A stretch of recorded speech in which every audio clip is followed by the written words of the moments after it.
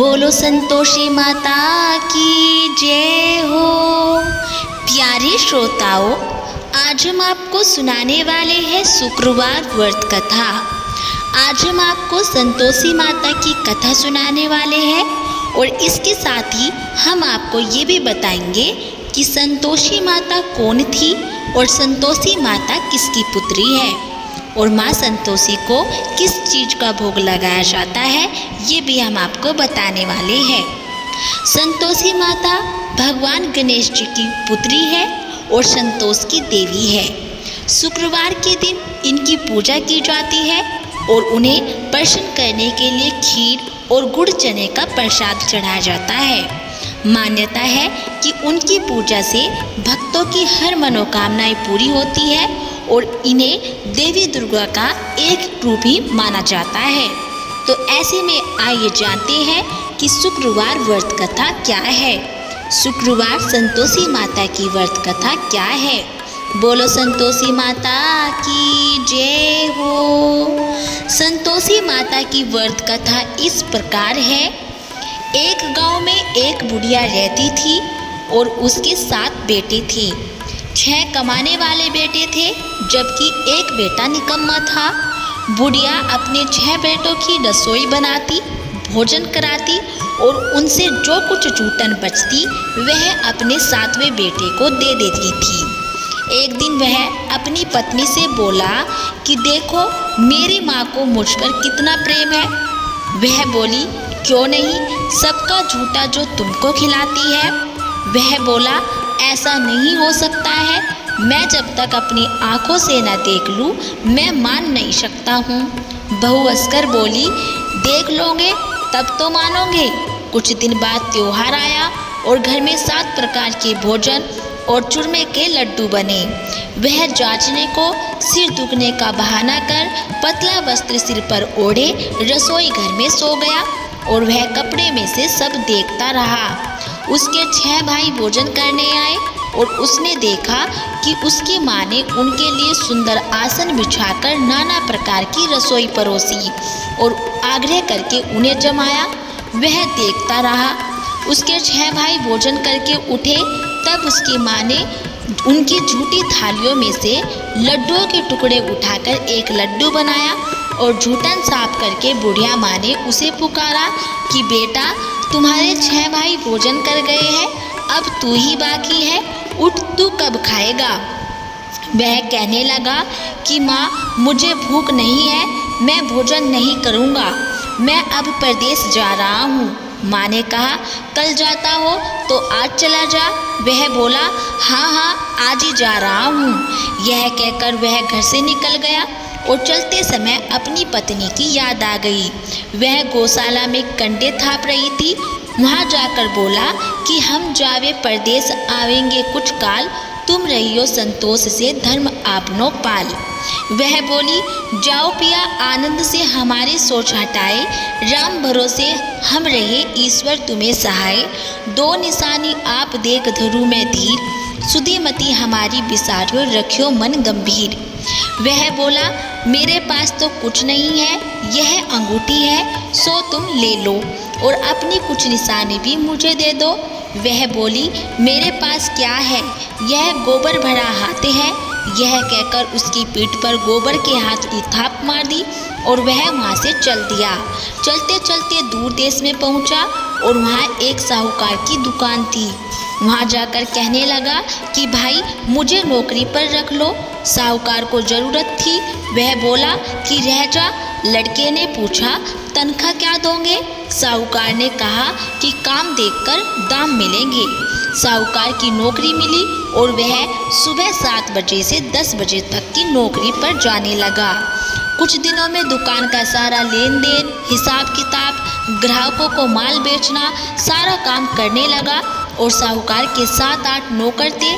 वे सब चक्कर खाने लगे कि यह तो बहुत होशियार बन गया है। सेठ ने भी काम देखा और 3 महीनों में ही उसे आधे मुनाफे का हिस्सेदार बना लिया। वह कुछ वर्ष में ही नामी सेठ बन गया और मालिक सारा कारोबार उस पर छोड़कर चला जाता था। उधर उसकी पत्नी को सास ससुर दुख देने लगे। और सारी गृहस्थी का काम करा के उसे लकड़ी लेने जंगल में भेज देते थे। इस बीच घर के आटे से जो भूसी निकलती उसकी रोटी बनाकर रख दी जाती थी और फूटे नारियल की नारेली में पानी। एक दिन वह लकड़ी लेने जा रही थी। रास्ते में बहुत सी स्त्रियां संतोषी माता का व्रत करती दिखाई दी।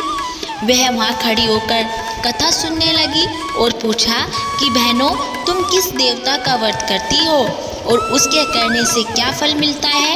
यदि तुम इस व्रत का विधान मुझे समझाकर कहोगे तो मैं तुम्हारा बड़ा एहसान मानूंगी।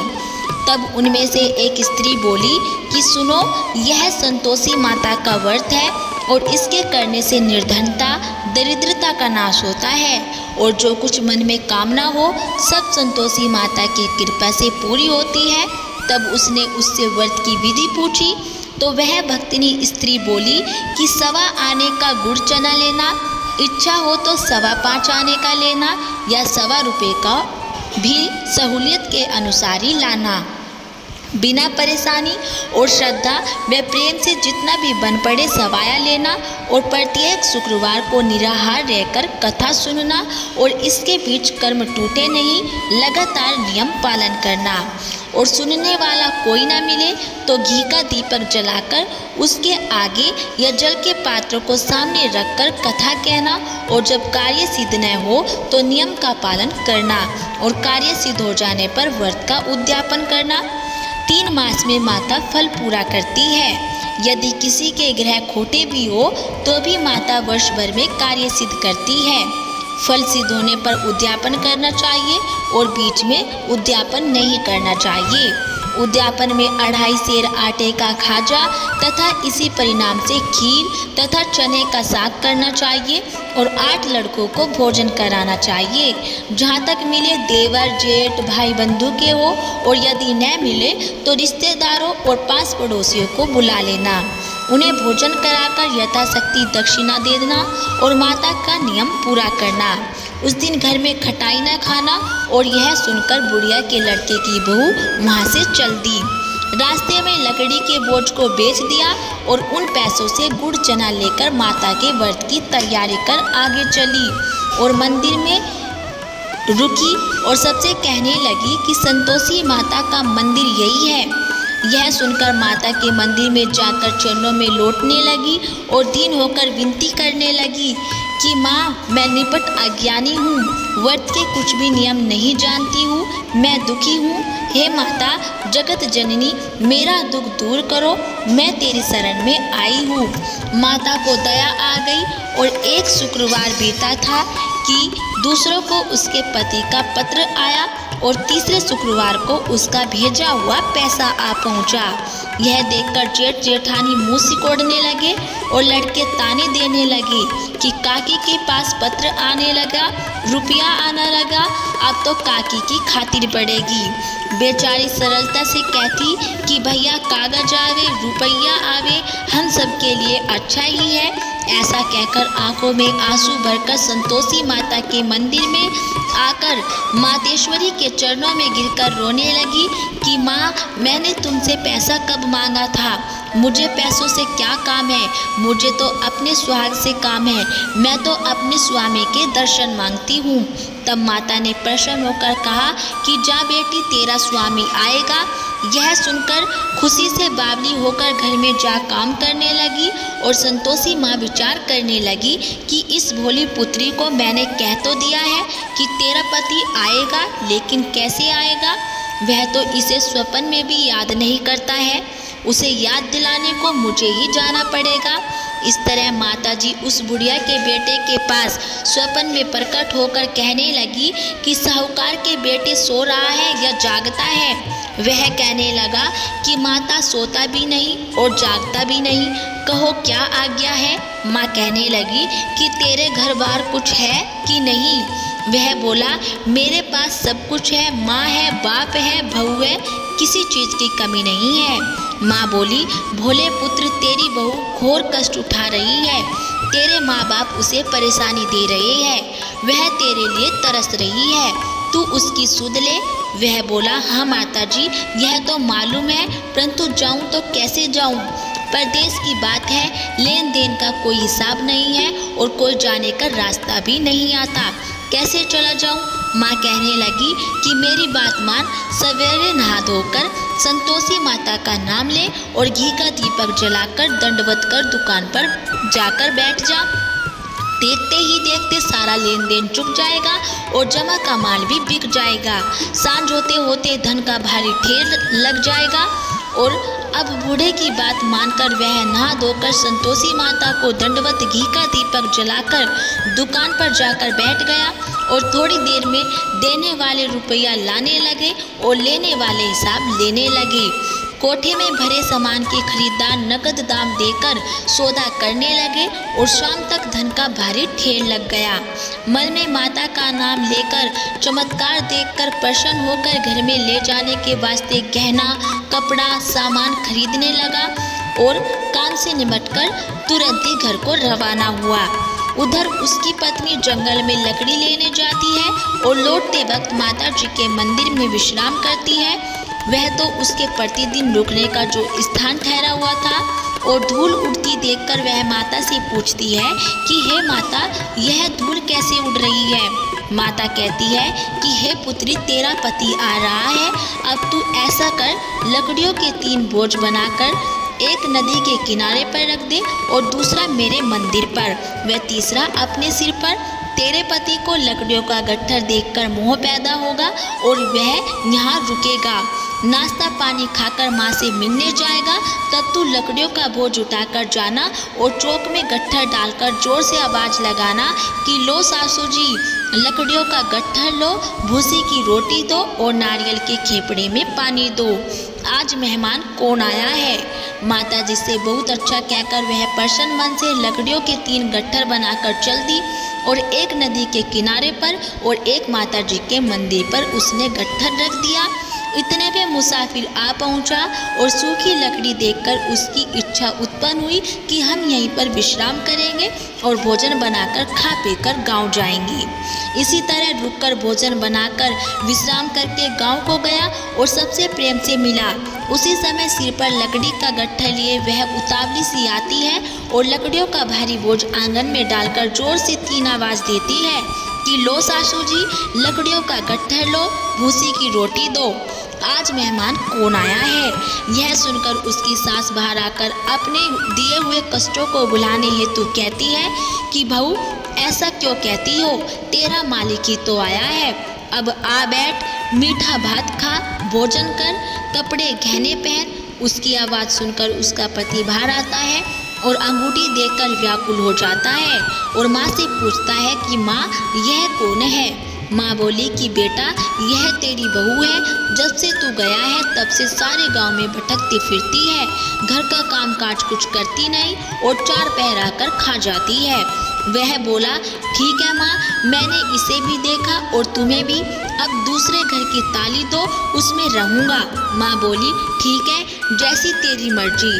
तब वह दूसरे मकान की 3री मंजिल का कमरा खोलकर सारा सामान जमाया और एक दिन में राजा के महल जैसा उसका ठाट बाट बन गया। अब क्या था, बहू सुख भोगने लगी। इतने में शुक्रवार आया और उसने अपने पति से कहा कि मुझे संतोषी माता के व्रत का उद्यापन करना है। उसका पति बोला कि खुशी से कर लो। वह उद्यापन की तैयारियां करने लगी और जेठानी के लड़कों को भोजन के लिए कहने गई। उन्होंने मंजूर किया, परंतु पीछे से जेठानी ने अपने बच्चे को सिखाया कि देखो, भोजन के समय खटाई मांगना और जिससे उसका उद्यापन पूरा नहीं होगा। लड़के जीमने आए और खीर खाना पेट भर खाया, परंतु बाद में खाते ही कहने लगे कि हमें खटाई दो, खीर खाना हमको नहीं भाता, देखकर अरुचि सी होती है। वह कहने लगी कि भाई, खटाई किसी को नहीं दी जाएगी, यह तो संतोषी माता का प्रसाद है। लड़के उठ खड़े हुए और बोले कि पैसा लाओ। भोली बहू कुछ जानती नहीं थी और उसने पैसे दे दिए। लड़के उसी समय हट करके इमली खटाई ले खाने लगे और यह देखकर बहू पर माताजी ने कोप किया और राजा के दूत उसके पति को पकड़कर ले गए। जेठ जिठानी मन माने वचन कहने लगे, लूट लूट कर धन इकट्ठा कर लाया है, अब सब मालूम पड़ जाएगा जब जेल की मार खाएगा। बहू से यह सहन नहीं हुआ और रोती हुई माता जी के मंदिर में गई और कहने लगी कि हे माता, तुमने क्या किया? हंसाकर हम भक्तों को रुलाने लगी। माता बोली कि बेटी, तूने उद्यापन करके मेरा व्रत भंग किया है। वह कहने लगी कि माता, मैंने कुछ अपराध किया है। मैंने तो भूल से लड़कों को पैसे दे दिए थे। मुझे क्षमा करो, मैं फिर तुम्हारा उद्यापन करूंगी। माँ बोली, अब भूल मत करना। वह कहती है कि अब भूल नहीं होगी। अब बतलाओ कि वह कैसे होगा और वह कैसे आएंगे? माँ बोली, जा पुत्री, तेरा पति तुझे रास्ते में आता मिलेगा। वह निकली और राह में पति आता मिला। वह पूछती है कि कहाँ गए थे? वह कहने लगा कि इतना धन जो कमाया था उसका टैक्स राजा ने मांगा था, वह भरने गया था। वह प्रसन्न होकर बोली कि भला हुआ, अब घर को चलो। कुछ दिन बाद फिर शुक्रवार आया और वह बोली कि मुझे फिर माता का उद्यापन करना है। पति ने कहा कि करो।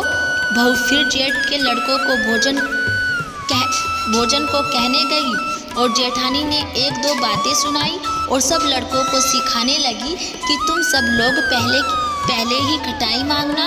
और लड़के भोजन से पहले कहने लगे कि हमें खीर नहीं खानी, हमारा जी बिगड़ता है, कुछ खटाई खाने को दो। वह बोली कि खटाई किसी को नहीं मिलेगी, आना हो तो आओ।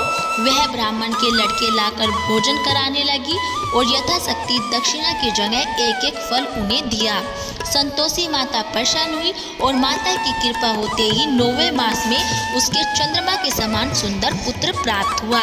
पुत्र को पाकर प्रतिदिन माता जी के मंदिर को जाने लगी और माँ ने सोचा कि यह रोज मेरे मंदिर आती है, आज क्यों न इसके घर चलूं। और यह विचार कर माता ने भयानक रूप बनाया और गुड़ चने से सना मुख, ऊपर सूंड के समान होठ और उस पर मक्खियाँ भिन भिन कर रही थी। देहली पर पैर रखते ही उसकी सास चिल्लाई, देखो रे, कोई चुड़ैल डाकिन चली आ रही है, लड़कों इसे भगाओ नहीं तो किसी को खा जाएगी।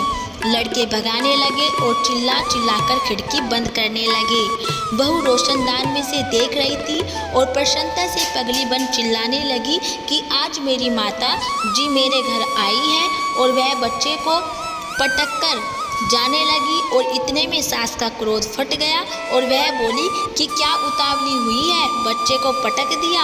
इतने में माँ के प्रताप से लड़के ही लड़के नजर आने लगे और वह बोली कि माँ, मैं जिसका व्रत करती हूँ यह संतोषी माता है।